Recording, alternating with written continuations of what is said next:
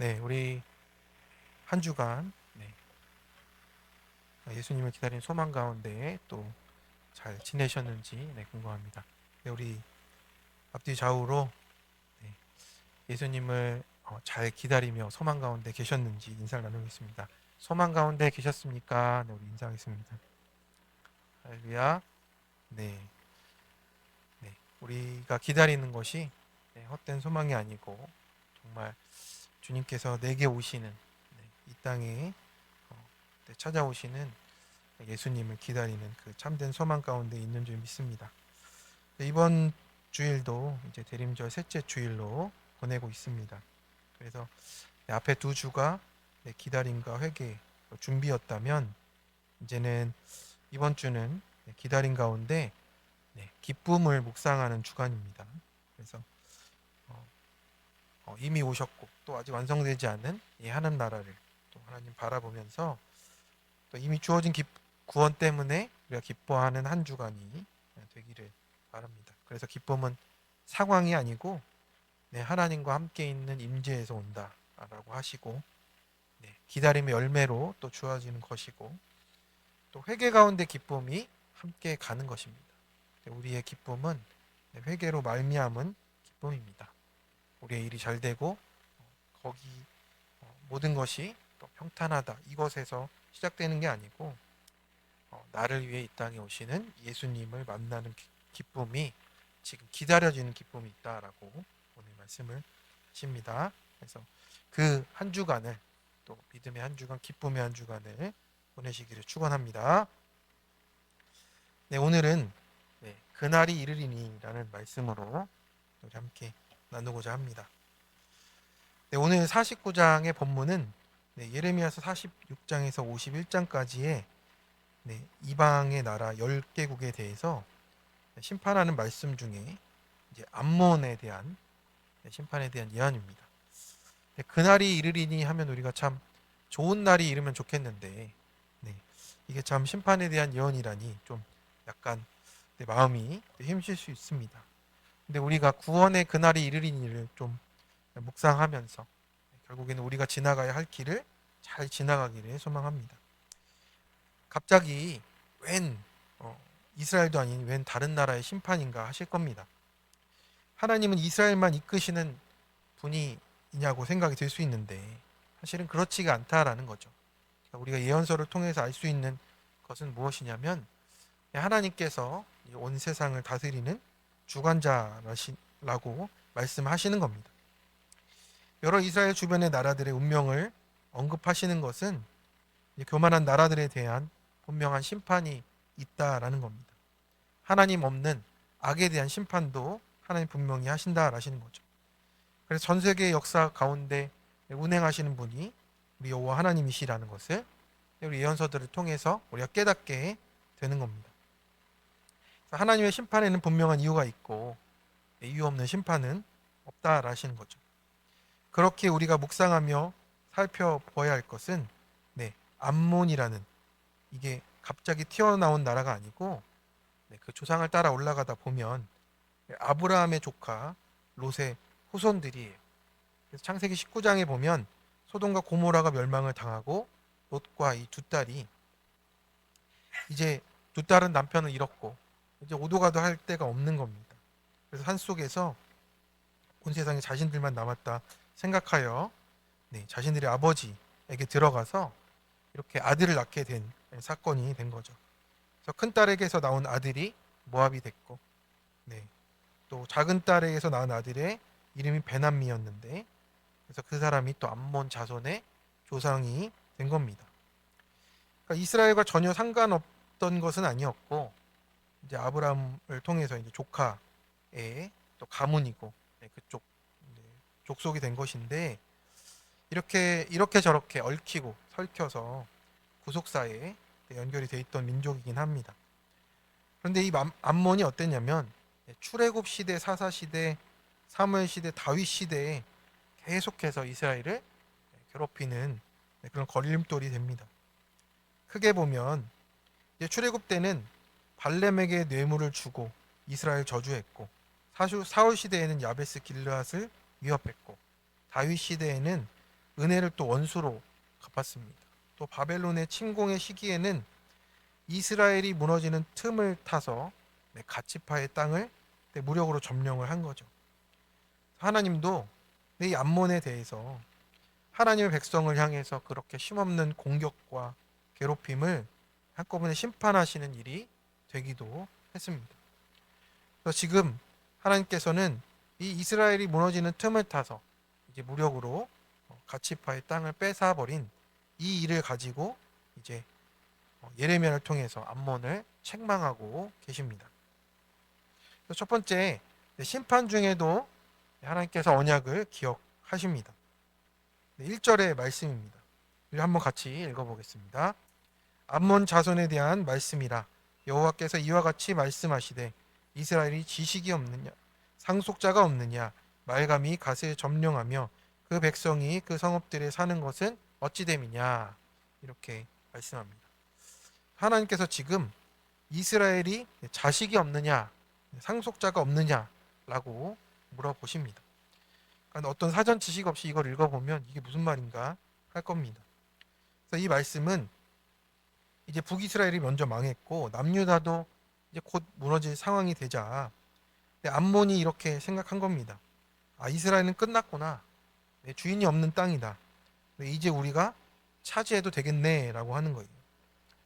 그렇게 해서 갓지파의 기업을 아무렇지도 않게 점령하는 거예요. 그것은 이제 착각이었죠.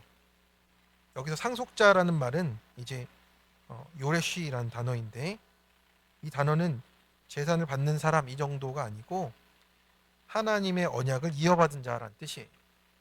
그러니 하나님의 언약을 이어받은 자가 그 땅에서 지금 끊이지 않았다라는 뜻이에요. 그런데 지금 암몬 자손이 나타나서 하나님의 기업을 함부로 빼앗아 버린 것이죠. 그렇게 하나님이 묻고 계십니다. 이 질문은 정보를 묻는 것이 아니고 언약을 떠올리게 하는 질문이 된 거예요. 이 말은 곧 무엇이냐면 지금 너희는 누구냐? 너희는 내 상속자가 아니다라는 거죠. 상속자 이스라엘은 아직 내 언약 안에 있다라고 선언을 하시는 겁니다. 그래서 이스라엘은 심판을 받는 중이지만 버려진 존재는 아니다라는 뜻이에요. 이것이 하나님과의 언약이죠. 주변 나라의 심판과 회복을 보면서 이스라엘이 포로 기간 중에 자신의 죄를 회개하고 하나님에 대한 소망을 잃지 않고 언약의 하나님을 신뢰하라고 그래서 그 안에서 살아가도록 위로하고 계신 거예요. 그러니까 하나님은 내 끝까지 신실하신 하나님이심을 우리에게 밝히고 계신 겁니다. 사람의 눈에는 망한 것처럼 보일 수 있습니다. 근데 우리 인생이 끝난 것 같다고 그렇게 답답해 보일 때가 있습니다. 그런데 하나님은 그렇지 않으세요. 왜냐하면 하나님은 우리를 언약 가운데로 부르셨기 때문입니다. 이루어지는 그것이 하나님 손에 달려 있음을 말씀해 주시는 거예요. 그래서 우리가 아주 엎드러지지 않는 것이 우리 인생이라고 하나님은 우리에게 지금 말씀하고 계신 겁니다. 사람은 눈에 보이는 현실을 보고 판단하지만 하나님은 그 언약 가운데 행하고 계십니다. 그래서 심판 중에도 하나님은 먼저 우리를 향한 언약을 기억하시는 하나님이십니다. 할렐루야. 그래서 하나님은 우리가 잘해서 붙잡는 분이 아니라 언약 때문에 끝까지 붙잡아 주시는 하나님이에요. 사람은 포기해도 하나님은 포기하지 않으신다는 겁니다. 그래서 우리에게도 예수님까지 보내주시지 않으셨습니까? 우리도 인생이 내 뜻대로 되지 않고 무너졌을 때 스스로를 이렇게 규정해요. 나는 끝난 것 같다. 이제 하나님도 나를 쓰시지 않는 게 아닐까? 그런 게 계속되고 반복되면 어떤 겁니까? 내 자신이 함부로 나를 판단하고 있는 거예요. 암몬이 왜 심판을 자초하게 된 것입니까? 하나님의 자리를 대신 차지했을 때, 그 순간부터 심판이 시작된 겁니다. 하나님은 그런 판단을 하신 적이 없어요. 내가 상속자가 아니냐, 내가 너와 맺은 언약이 사라졌느냐라고 물으시는 거예요. 내가 지금 삶에 무너짐이 있어도 지금 헤어나와야 하는 그 걸림이 있어도 지금 하나님은 무엇이라 말씀하세요? 내가 상속자라고 말씀하시는 겁니다. 내가 너를 포기하지 않았다 말씀하시는 거예요. 내가 너와 맺은 언약이 지금도 여전히 유효하다라고 말씀을 하시는 겁니다. 오히려 심판 중에도 그 언약을 기억하심으로 내가 돌이키고 언약 안으로 들어오라고 인도하시는 하나님 은혜 안으로 나오시기를 간절히 축원합니다. 적용 질문입니다. 하나님께 묻지 않고 암몬처럼 이 정도면 내가 해도 되겠지 하며 내 뜻과 욕심대로 해온 것은 무엇입니까? 요즘 내 마음속으로 나는 끝났다, 희망이 없다 하며 하나님 자리를 대신하는 교만 속에 있지 않습니까? 나를 언약의 상속자로 부르시는 하나님을 믿고 기다리십니까? 네, 두 번째입니다. 내 권세가 무너진 날이 이릅니다. 이제 하나님의 기업을 멋대로 침범한 암몬에게 여호와께서 말씀을 하십니다. 네, 2절의 앞부분이에요. 여호와의 말씀이니라 그러므로 보라 날이 이르리니 라고 말씀하세요. 라빠는 암몬의 수도이자 가장 견고한 요새가 됐습니다. 한때 다윗이 정복했었던 도시이기도 해요. 그래서 암몬은 그 라빠를 수도로 의지했습니다. 그래서 그 중심에는 무엇이 있냐면 암몬의 신이 있는 거죠. 말감이라는 거예요. 네, 이름이 곡감도 아니고 참 긴 것 같습니다. 그런데 암몬의 이 말감이라는 것은 어디서 왔냐면 몰렉이란 단어 왔는데 몰렉 말렉 이렇게 왔는데 네, 왕이라는 뜻이에요. 특히 이 말감은 어떤 것이 유명하냐면 인신제사로 유명한 우상이에요. 그러니 하나님이 극도로 싫어하시는 가나안의 우상인 거죠. 그래서 이 단어의 뜻은 결국엔 왕이란 뜻과 통하거든요. 종 몰렉 신이 신들 중에 왕이라는 뜻으로 이 사람들은 말감을 붙잡고 있었던 거예요. 그러니 온 우주의 왕이신 하나님을 하찮게 여기고 지금 이스라엘의 땅을 빼앗겠다, 빼앗았다 그런 말을 하고 있는 겁니다. 그러니 그들의 신이 땅을 차지했다라는 자만에 얼마나 빠져 있었겠습니까? 성도 여러분, 지금 우리도 이 암몬의 심판을 보면서 우리의 모습을 보는 거예요. 지금 내가 모시는 왕이 있다라는 뜻이죠. 진짜 하나님을 모시고 있는 것이냐? 혹시 나는 아니냐고 물어야 한다라는 거죠. 내가 소유한 것들과 내가 안정감을 누리는 그 어떤 대상도 또 그 욕망의 투사물들이 전부 나를 왕으로 높이는 행위가 되는 겁니다. 만약 자식으로 안정감을 누리고 또 재물로 의존하고 있다면 그것이 하나님을 내 안에서 몰아내고 왕으로 섬기는 몰렉이 되고 있다라는 겁니다. 그래서 내가 소유한 재물이 내가 키우는 자식이 나의 안전의 근거라면 그것이 자랑이라면 그게 바로 하나님 자리를 대신해서 왕노릇하고 있는 그 몰렉이라는 겁니다. 내가 의존하는 것이 학식, 명예, 선행, 나의 착함, 지금까지 이룬 것 모든 것이라면 하나님을 왕으로 모시지 않는 것이기에 그것에서 우리가 벗어날 수 없다라는 겁니다. 그런 우리에게 하나님 말씀하시는 거죠. 보라 날이 이르리라 라는 겁니다. 여기서 날이라는 단어는 평범한 하루가 아니라 하나님의 개입이 나타나는 결정적인 때를 의미하는 거예요. 그래서 우리 가운데 찾아오는 이 심판들이 있잖아요. 갑작스러운 사고가 있고 내가 원치 않는 일들이 벌어지는 겁니다. 이게 하나님이 정하신 날에 오는 사건이에요. 자기들의 기회를 계산하고 또 계산했지만 하나님은 하나님의 때를 지금도 계속해서 이뤄가고 계시는 겁니다. 그래서 그날이 이르자 어떻게 되었습니까? 2절과 3절의 말씀입니다. 우리 한번 같이 읽어보겠습니다. 내가 전쟁 소리로 암몬 자손의 라빠에 들리게 할 것이라. 라빠는 페어덤이 언덕이 되겠고 점령하였던 자를 점령하리라. 여호와의 말씀이니라. 헤스보나 슬피 울지어다. 황폐하였도다. 너희 라빠의 딸들아 부르짖을지어다. 굵은 배를 감고 애통하며 울타리 가운데에서 허둥지둥할지어다. 말감과 그 제사장들과 그 고관들이 다 사로잡혀 가리로다. 아멘. 그렇습니다. 지금 암몬은 잃을 것이 참 많아요. 네, 랍바라는 도시가 있고 그 마을들이 있고 그 점령하였던 곳이 있고 헤스본 아이성 또 그 모든 것들이 지금 다 무너지고 그 말감과 제사장들과 고관들이 다 사로잡혀가는 그 일들을 겪게 되어 있습니다. 그래서 내가 붙잡고 있는 것이 많을수록 우리가 무너질 때 더 크게 무너지는 거잖아요. 아, 이것도 없어졌고 저것도 무너졌구나 하면서 하나님 아닌 것들을 내가 너무 많이 출애굽했던 그 백성들이 장신구를 그렇게 많이 달고 있듯이 그것으로 나의 모습이라 삼고 살아갔던 그 왕자가 다 무너지는 겁니다. 암몬은 우리에게는 왕이 있고 제사장이 있고 고관들이 있다 하며 의지할 존재들을 자랑한 것이에요.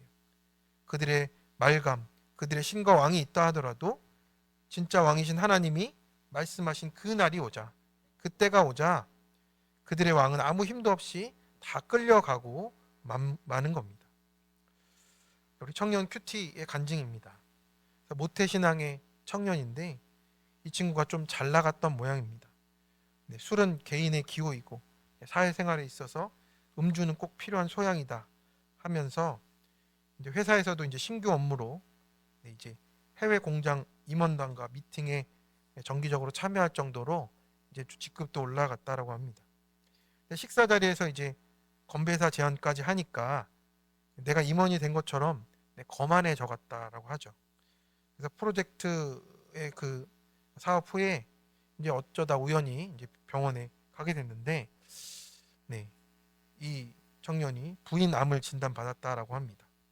네, 치료를 위해서 또 휴직을 하게 됐고, 그때부터 이제 삶이 폐허더미 같이 느껴지고 항암 치료를 받으면서 또 부작용이 그래도 비교적 가벼웠고 체력도 이제 괜찮아졌다 싶어서 회사에 복귀를 했답니다.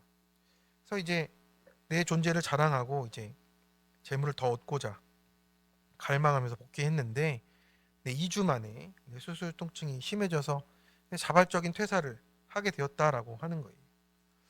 하나님 믿으면 이 정도는 좀 해줄 줄 알았는데 계속해서 세상의 성공과 안정만 추구하고 하나님께 회개하는 모습을 나아가지 않자 결국에는 2주 만에 그 통증으로 업무 불가 판정을 받았다라고 하는 겁니다. 그때에서야 회개하는 마음이 들고 지금 회복의 시간을 보내고 있다고.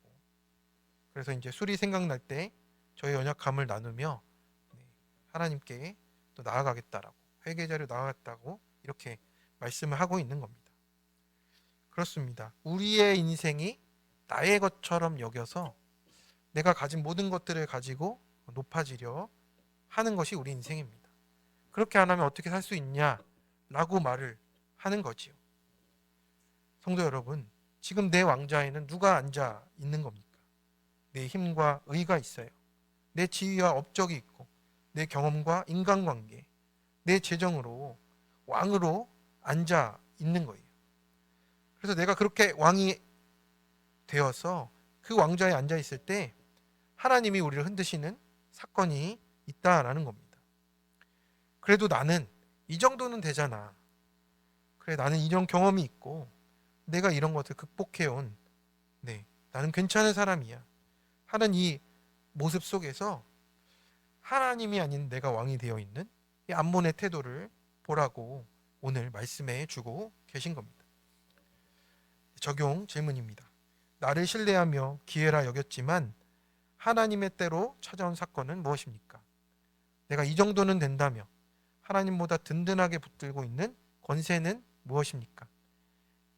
여전히 그 권세를 붙들고 있습니까?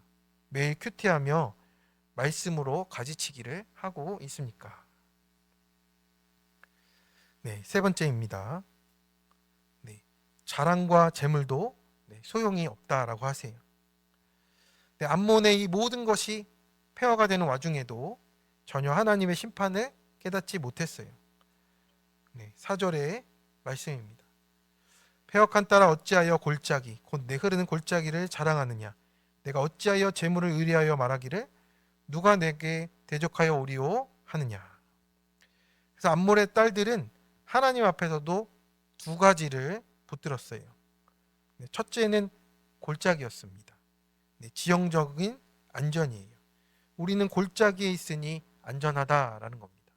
우리를 이렇게 쉽게 쳐들어올 수 없을 거라라는 이 군사적이고 지형적인 안전을 꾀했습니다. 둘째는 재물이었어요.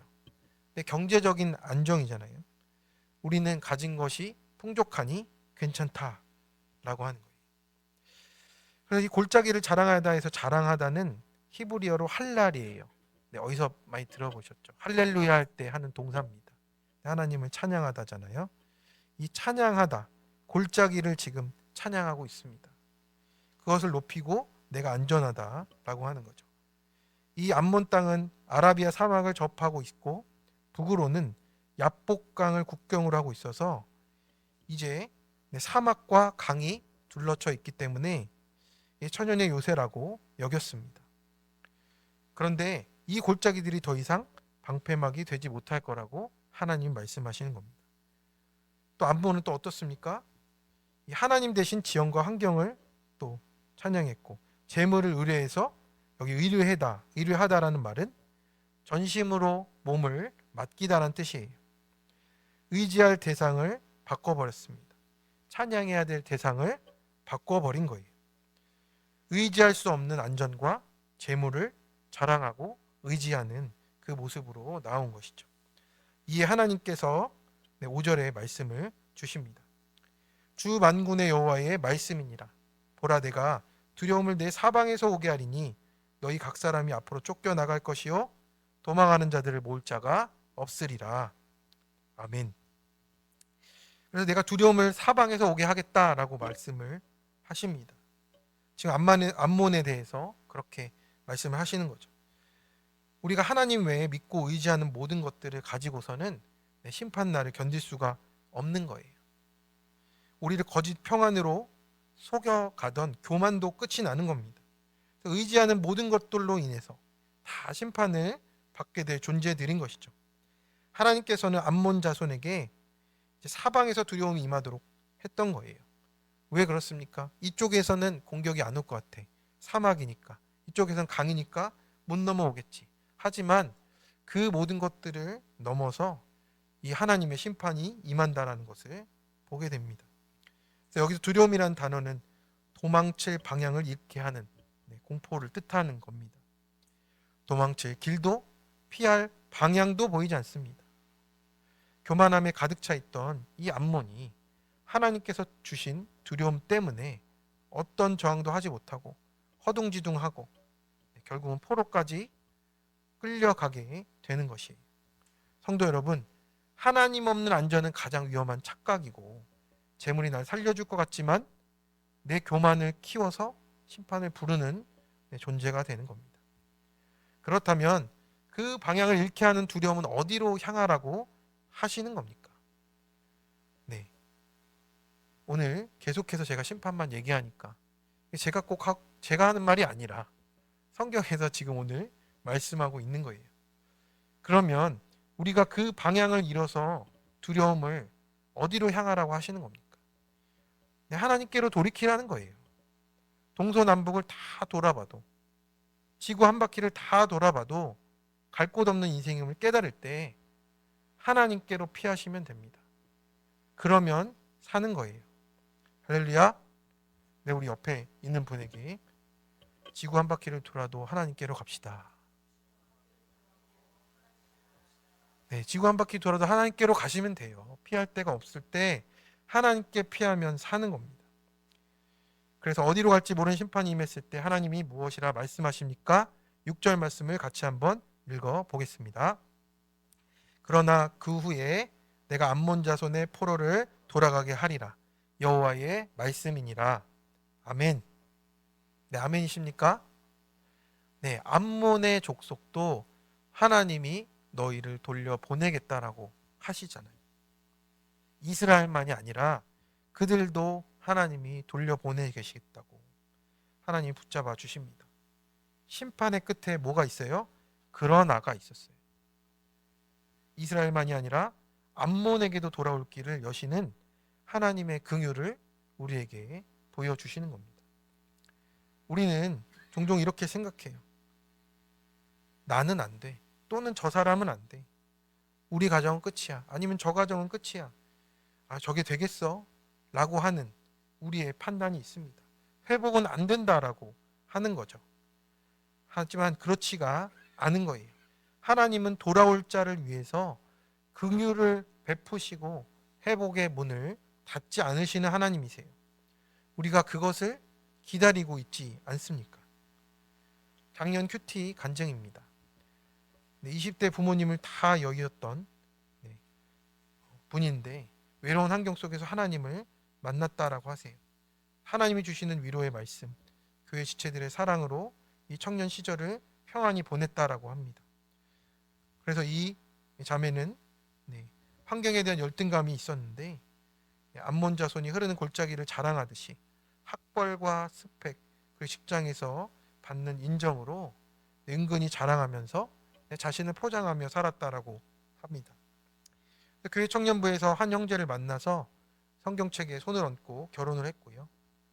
그때만 해도 행복한 가정을 이루어서 지난날 외로웠던 시간에 보상받고 이 또한 자랑으로 여겨서 또 그것을 자랑으로 삼으려고 했습니다.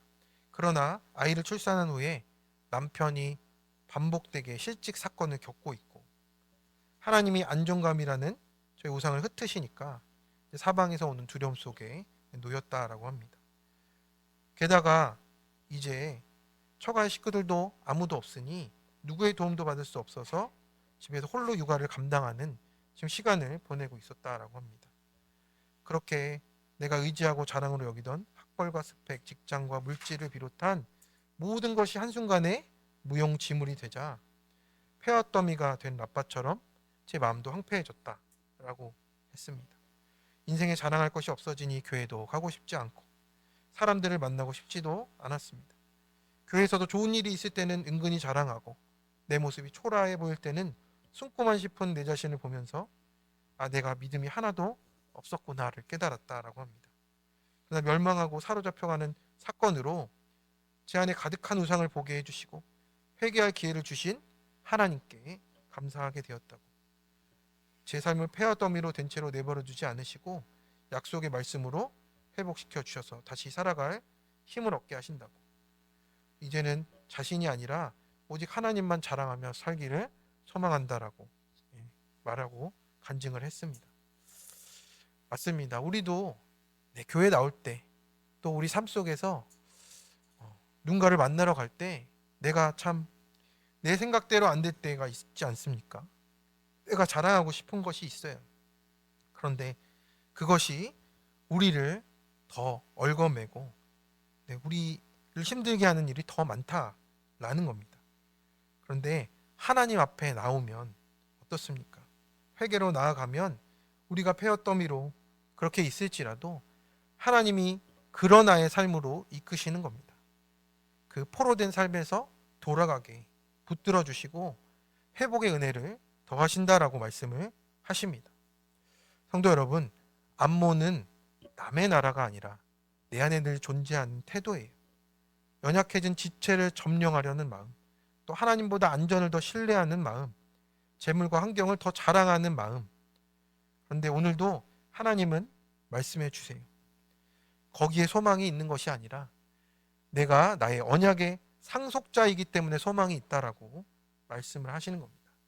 영원히 변치 않으시는 하나님의 언약이 우리를 붙들어주고 계신다라고 말씀을 해 주시는 겁니다. 그래서 우리가 받은 구원이 이 피할 수 없는 심판으로부터 얻은 구원임을 우리가 깨달아 붙잡아야 합니다. 그렇게 심판은 끝이 아니고 돌아오라는 하나님의 초청이 되는 겁니다. 오늘 이 말씀 앞에서 내 안에 암몬을 내려놓고 내 권세와 의지를 내려놓고 언약의 자리로 돌아오는 은혜와 긍휼이 있으시기를 간절히 축원합니다. 적용 질문입니다. 이것만 있으면 괜찮다며 내가 자랑하고 의지하는 것은 어떤 것입니까? 내 자랑이 무너져 불안과 염려가 찾아올 때 내 생각과 계산, 내 도망이 먼저입니까? 하나님을 찾는 말씀과 기도입니까?